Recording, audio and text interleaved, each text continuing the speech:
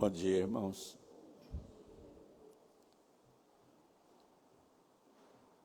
Convido a todos para que abram suas Bíblias no livro de Atos, capítulo 3.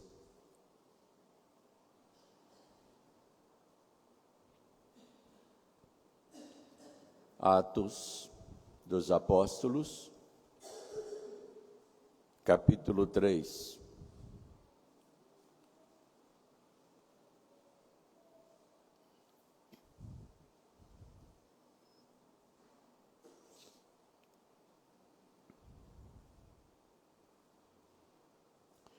Pedro e João subiam ao templo para a oração da hora nona. Era levado um homem coxo de nascença, o qual punham diariamente à porta do templo chamada Formosa, para pedir esmola aos que entravam. Vendo ele a Pedro e João que iam entrar no templo, implorava que lhe dessem uma esmola. Pedro, fitando-o juntamente com João, disse: olha para nós. Ele os olhava atentamente, esperando receber alguma coisa. Pedro, porém, lhe disse: não possuo nem prata nem ouro, mas o que tenho, isso te dou. Em nome de Jesus Cristo Nazareno, anda. E tomando pela mão direita, o levantou. Imediatamente os seus pés e tornozelos se firmaram. De um salto se pôs em pé, passou a andar e entrou com eles no templo, saltando e louvando a Deus. Viu todo o povo a andar e a louvar a Deus, e reconheceram ser ele o mesmo que esmolava, assentado à porta formosa do templo, e se encheram de admiração e assombro por isso que lhe acontecera. Apegando-se ele a Pedro e a João, todo o povo correu atônito para junto deles no pórtico chamado de Salomão. À vista disso, Pedro se dirigiu ao povo dizendo: israelitas, por que vos maravilhais disto? Ou por que fitais os olhos em nós, como se pelo nosso próprio poder ou piedade o tivéssemos feito andar? O Deus de Abraão, de Isaque e de Jacó, o Deus de nossos pais, glorificou a seu servo Jesus, a quem vós traístes e negastes perante Pilatos, quando este havia decidido soltá-lo. Vós, porém, negastes o santo e o justo, e pedistes que vos concedessem um homicida. Dessarte matastes o autor da vida, a quem Deus ressuscitou dentre os mortos, do que nós somos testemunhas. Pela fé em nome de Jesus é que esse mesmo nome fortaleceu a este homem que agora vedes e reconheceis. Sim, a fé que vem por meio de Jesus deu a este saúde perfeita na presença de todos vós. E agora, irmãos, eu sei que o fizestes por ignorância, como também as vossas autoridades. Mas Deus, assim, cumpria o que dantes anunciara por boca de todos os profetas, que o seu Cristo havia de padecer. Arrependei-vos, pois, e convertei-vos, para serem cancelados os vossos pecados, a fim de que da presença do Senhor venham tempos de refrigério, e que envie ele o Cristo, que já vos foi designado, Jesus, ao qual é necessário que o céu receba até aos tempos da restauração de todas as coisas, de que Deus falou por boca dos seus santos profetas desde a antiguidade. Disse, na verdade, Moisés: o Senhor Deus vos suscitará dentre vossos irmãos um profeta semelhante a mim, a ele ouvireis em tudo quanto vos disser. Acontecerá que toda alma que não ouvir a esse profeta será exterminada do meio do povo. E todos os profetas, a começar com Samuel, assim como todos quantos depois falaram, também anunciaram estes dias. Vós sois os filhos dos profetas e da aliança que Deus estabeleceu com vossos pais, dizendo a Abraão: na tua descendência serão abençoadas todas as nações da terra.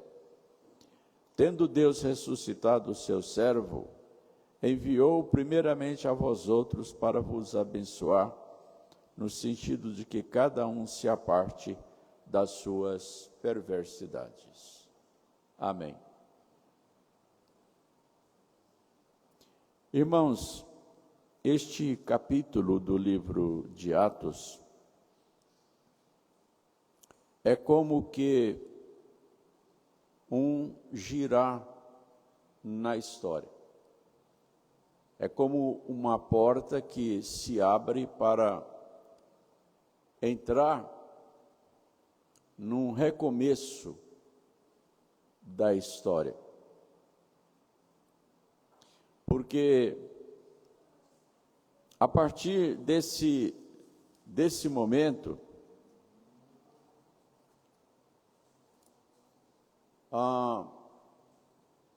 o trabalho dos apóstolos começa, de fato, para anunciar o fim de todas as coisas. Inclusive, aqui, Pedro fala a respeito da volta de Cristo. Pedro já havia pregado um sermão logo após a descida do Espírito Santo, e naquele sermão,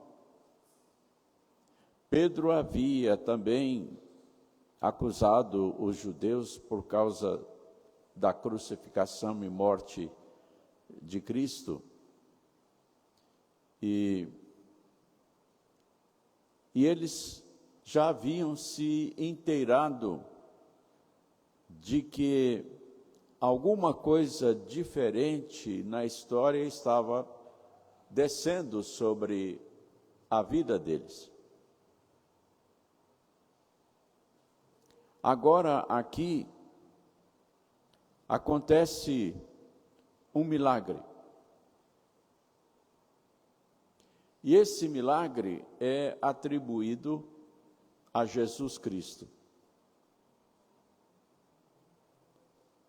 que teria operado maravilhosamente uma cura em uma pessoa conhecida de todos, e essa cura foi através da fé. Aqui nós temos os elementos de fé e arrependimento unidos numa só pessoa e numa só atividade dos apóstolos de Jesus Cristo, representados aqui por Pedro e João. E Pedro e João, ao fazer com que as pessoas se situassem neste novo começo da história, ele lembra que o que está acontecendo desde a morte, a crucificação e a ressurreição de Cristo é o que foi anunciado por todos os profetas, começando por Samuel.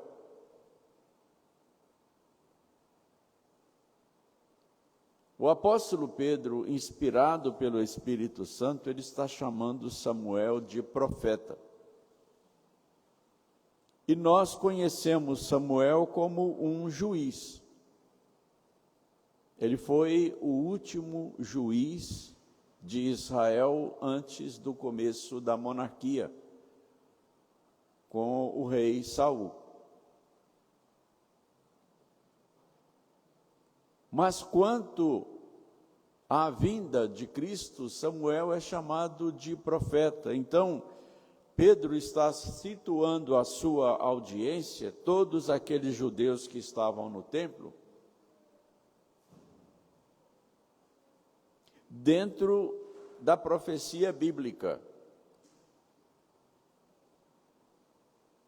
E dentro da profecia bíblica, o que acontece aqui é o cumprimento da profecia, é a plenitude dos tempos anunciados no Antigo Testamento. Nós sabemos que no Antigo Testamento, o fim dos tempos anunciado é primeiramente a primeira vinda de Cristo. Mas toda profecia tem o seu cumprimento tanto imediato quanto em médio prazo e o final de tudo, que é a segunda vinda de Cristo.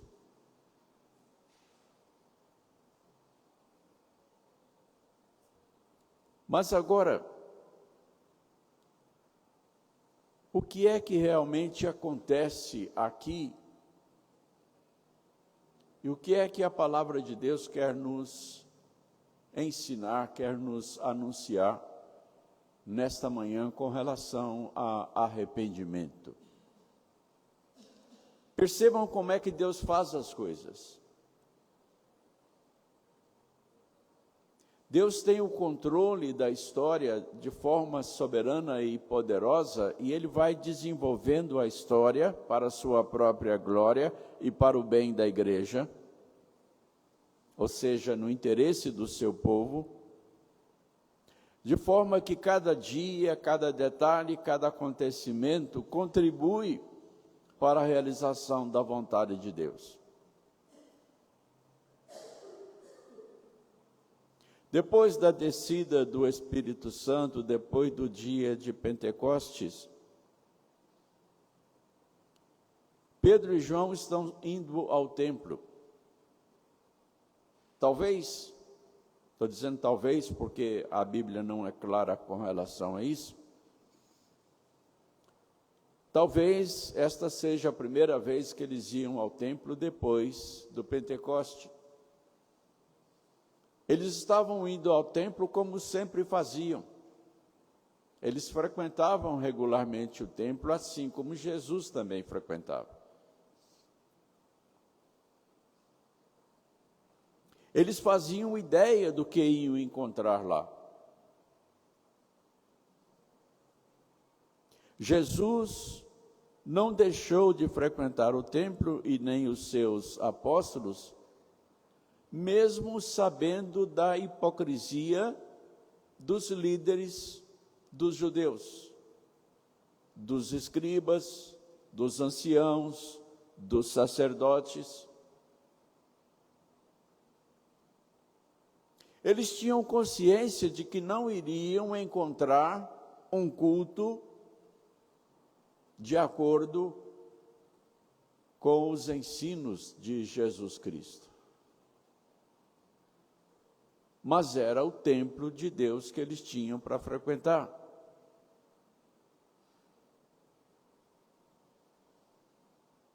Hoje em dia, e isso vem acontecendo há séculos,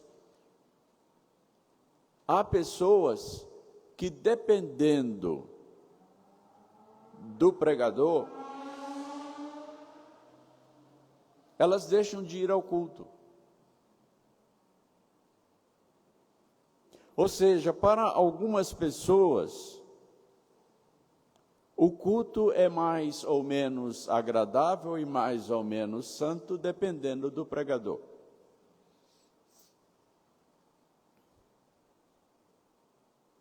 Um dos maiores evangelistas de todos os tempos se converteu em uma reunião de oração, numa noite de inverno,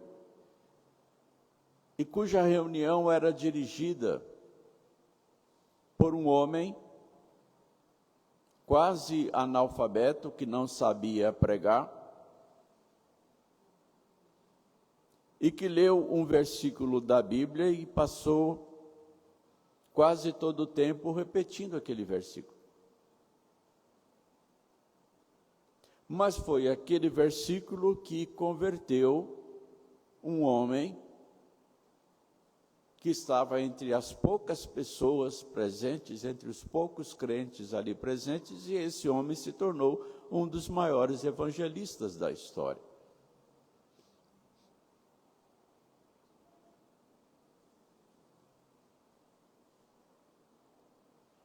Pedro e João subiram ao templo para a adoração, mesmo sabendo que eles não encontrariam ali o evangelho que eles sempre ouviram da boca de Jesus Cristo. Mas era a casa de Deus. A nossa percepção do templo, do santuário, deve ser esta: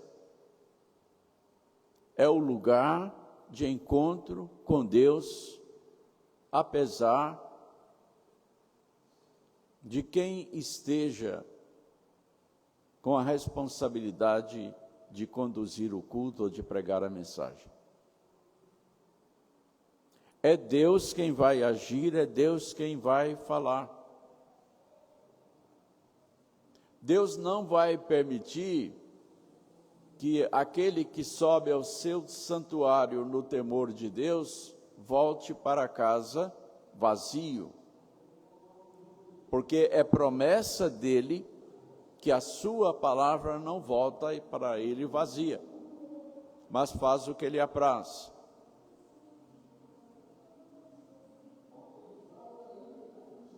É nessa fé que Pedro e João estão indo ao templo. Eles não podiam fazer ideia do que estava para acontecer. Eles não podiam imaginar que Deus tinha escolhido aquele dia para ser um dia histórico e memorável para a sua igreja.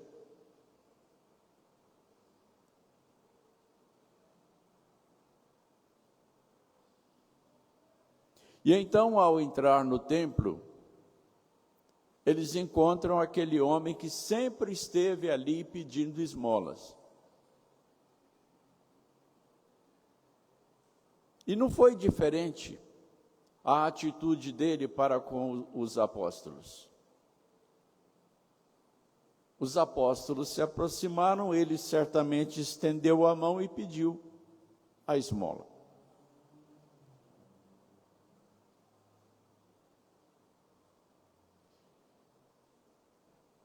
Eu gostaria de conversar com Pedro e João para saber o que é que aconteceu com eles naquele momento. Para que eles parassem, fixassem aquele homem, de tal maneira que o homem ficou meio que perdido, perplexo.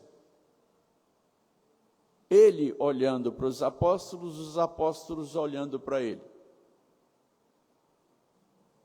O que é que se passou na cabeça deles naquele momento? O que é que Pedro sentiu da parte de Deus para tomar a atitude que tomou? Porque ele ficou encarando aquele homem. E o homem encarando Pedro, esperando o donativo.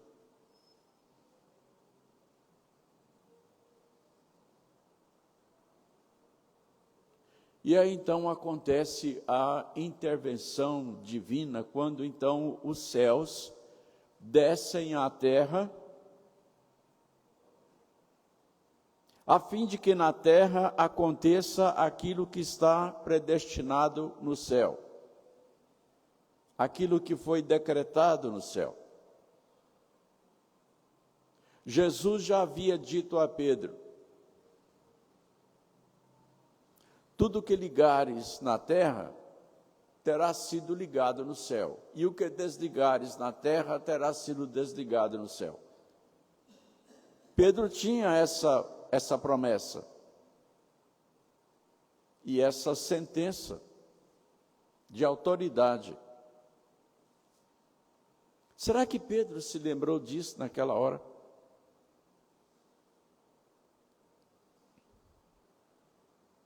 O fato é que eles foram envolvidos pelo poder de Deus. A glória do céu estava sobre eles para realizar a vontade de Deus na vida daquele homem, para realizar poder, porque isso iria ter repercussão sobre a vida de dezenas de pessoas. Isso iria mudar a história a partir daquele momento.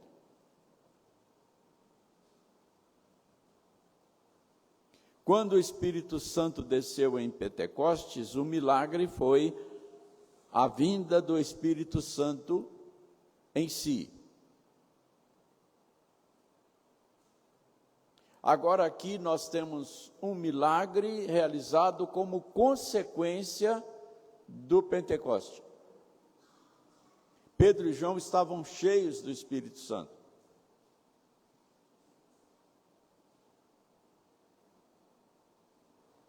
E tinham diante de si uma vida que seria transformada por esse poder, para a glória de Cristo.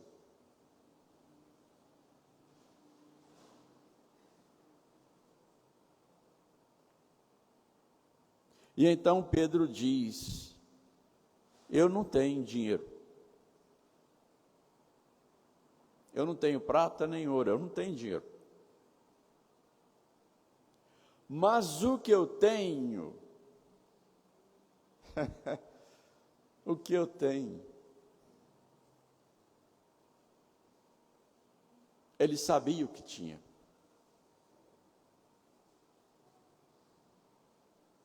Será que nós sabemos o que nós temos? Quando Jesus Cristo nos comissionou, isso está escrito lá no Evangelho de Mateus, no final do Evangelho, capítulo 28, versículos 18 a 20. Lá está escrito: Jesus, aproximando-se, lhes disse: toda a autoridade me foi dada no céu e na terra. Ide, portanto, fazei discípulos de todas as nações, batizando-os em nome do Pai, do Filho e do Espírito Santo, ensinando-os a guardar todas as coisas que vos tenho ordenado. E eis que estou convosco todos os dias, até o fim dos séculos.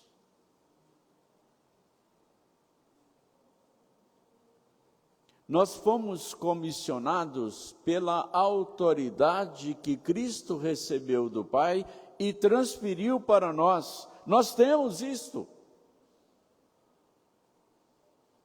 Nós temos acima e por trás de nós e à nossa volta e dentro de nós o poder de Deus na pessoa do Espírito Santo para realizarmos a obra de Deus.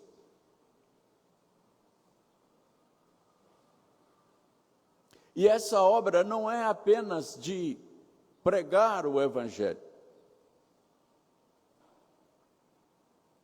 pela palavra, mas de fazer com que o poder do Evangelho seja realidade em nós e através de nós. Nós temos isso, porque toda a autoridade nos foi dada. É isso que Pedro tinha. O que eu tenho, isto te dou. Em nome de Jesus Cristo. Levanta. Mas Pedro não ficou esperando que o homem simplesmente levantasse. Ele estendeu o braço para ajudar o homem a levantar.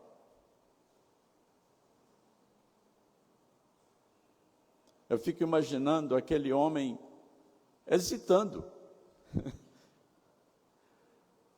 Quando esse homem acordou naquele dia e foi para a porta do templo, quer dizer, foi não, né?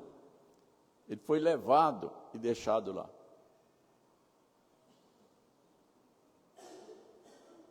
Ele jamais imaginaria que algo assim pudesse acontecer. Então, Pedro estende a mão e eu fico imaginando aquele homem olhando para a mão de Pedro, estendida. Fazer o quê? O que esse homem está querendo? Aí entra a fé, que ele não tinha, mas que lhe foi dada naquele momento. Ele estende o braço e Pedro o puxa. E ele se levanta.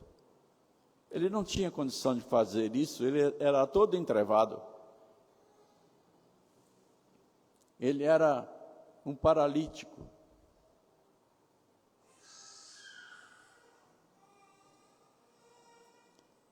Então ele se levanta. Será que houve algum estalido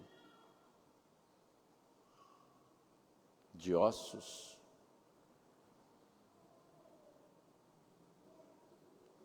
Quando ele percebe que ele está de pé, quando ele percebe que o seu corpo tem condições de se movimentar e ele começa a dar passos,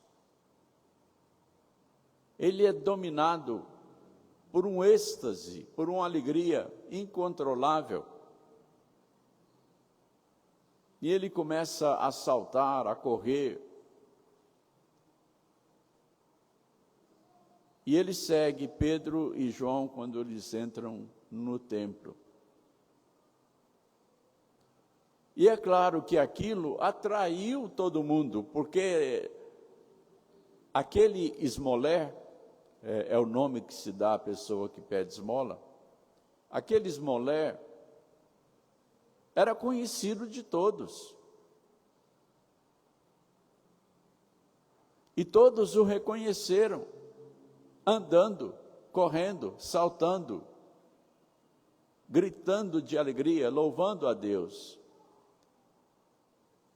Ele estava louvando a Deus como fruto da fé que havia recebido de Deus.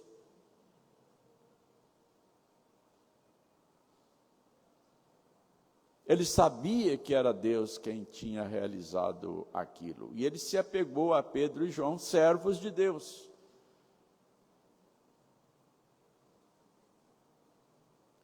E aí, quando a multidão foi atraída, Pedro viu que era a oportunidade para anunciar o Evangelho. Ele percebeu que Deus havia provocado aquele acontecimento para abrir as portas do Evangelho para os judeus que estavam no templo.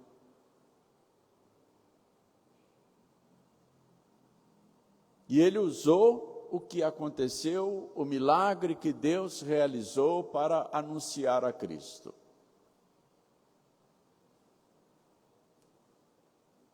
Bom, tudo isso que nós já falamos tem a ver com arrependimento, conforme nós vamos verificar durante a exposição desse texto, que não vai terminar hoje.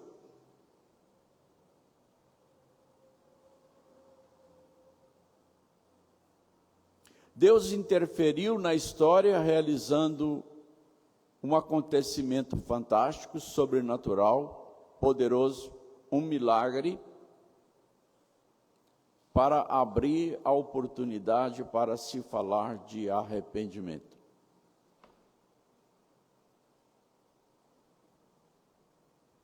E sobre arrependimento nós vamos continuar falando, se Deus quiser, se Deus assim o permitir, no próximo domingo. Vamos orar? Altíssimo Deus e eterno Pai, Senhor, agora Faze com que a tua palavra realize em nós todos os seus frutos, todo o seu poder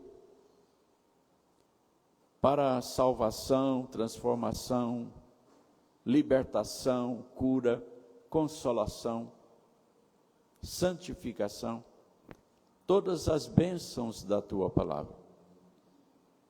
Concede compreensão e entendimento, ó Pai.